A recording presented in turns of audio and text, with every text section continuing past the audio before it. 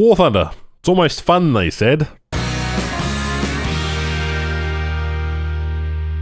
Man, what a few weeks of War Thunder we have had. I will admit that the latest round of events has been utterly fantastic, although getting the grind on for the build-a-thon has been a bit of an issue, and that's a separate subject altogether. But I don't know about you, but I feel kind of a bit burnt out on the game currently. There's been so much flashy stuff, so much interesting things happen, that it's kind of just a bit of that time where we're now just sort of in that waiting period for the next patch.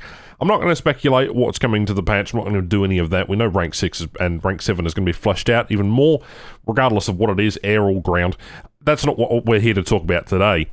Has anybody asked you why you play War Thunder? That is a good question. I've made countless topic videos and talked about sort of the reasons why we might necessarily play this game.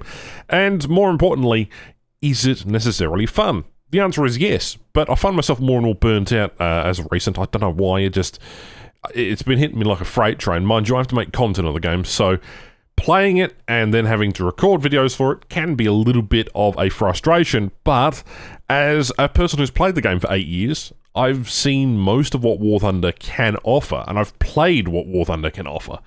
What really interests me is the future and longevity of this game long term. You know, we're 8 years into this. Will this be around in another 2 years' time?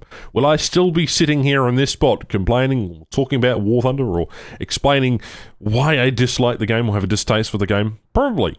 But, you know, all negatives aside, this is War Thunder. You know, the positive thing is this game can run on any machine.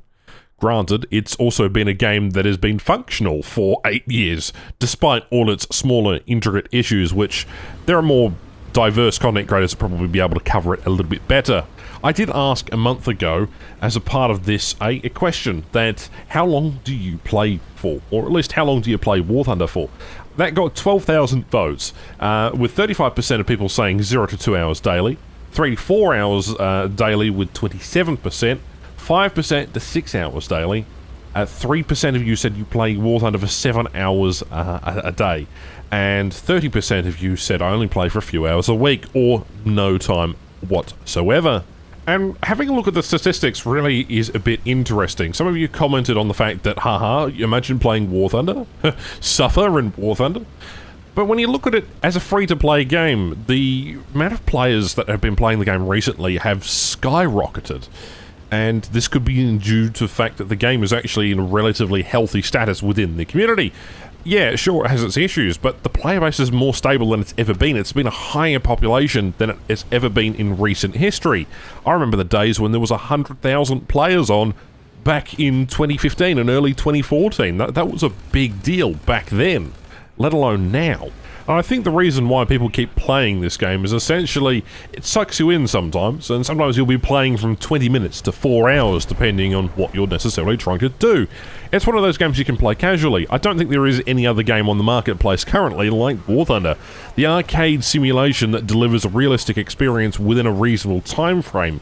That being that you don't have to sit around keybinding everything, you don't necessarily have to engage with that. There are key keybinds and controls, and you can get in and play reasonably effort-free, as long as you just want to enjoy a decent, somewhat realistic experience. And funnily enough, the all-time peak actually reached this month was basically 63,379 players, according to the Steam charts. And we know for a fact that we had over 140,000. It probably even went up even higher than that. So is the game dying? No. The average player peak, however, is reasonably wavy at best. And the argument that War Thunder is not necessarily fun is quite an interesting one. Let's look at this argument a little bit heavier. Are people doing this because they're frustrated with the game mechanic? Are they doing this because they have, or they are suffering in a grind? Or necessarily they can't invest the time to play the game? Could be a whole host of different factors, whether someone has uploaded a video of a particularly broken mechanic and everyone's trying to try that out, like for example when depth charges were a thing, I remember that being, or if a particular famous content creator is uploaded a video and now Matchmaker is ruined by that particular vehicle that also creator has had quite a bit of fun in.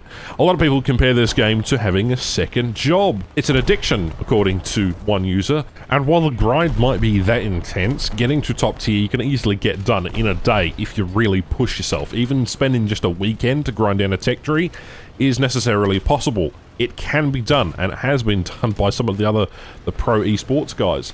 But, you know, doing the math here, it's a wonder, because we complain about various issues here.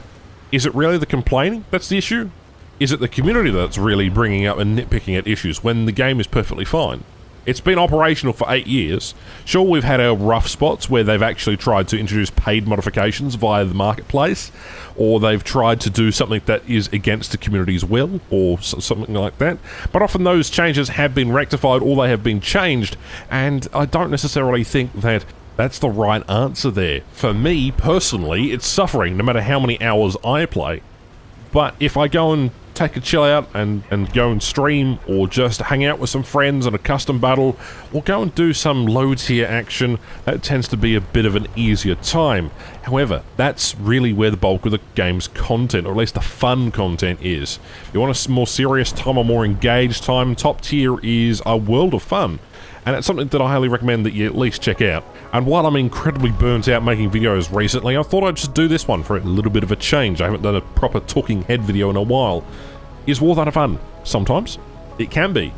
But it can be also repetitive, and it can be a bit of a grind on the soul occasionally. Ultimately, what is up to your definition of fun is really the end result here. There are too many questions and too many answers and too many hypotheses here, but with all the game's problems, really, War Thunder, it is almost fun. And that's about it for today's video. Right, stick around, there's going to be more content coming soon, so stay tuned for that. Hope you enjoyed this one. Let me know what you think. Is War Thunder fun, or is it not? Why? Let me know. My name is Ash. I want to catch you in the next one. Cheerio.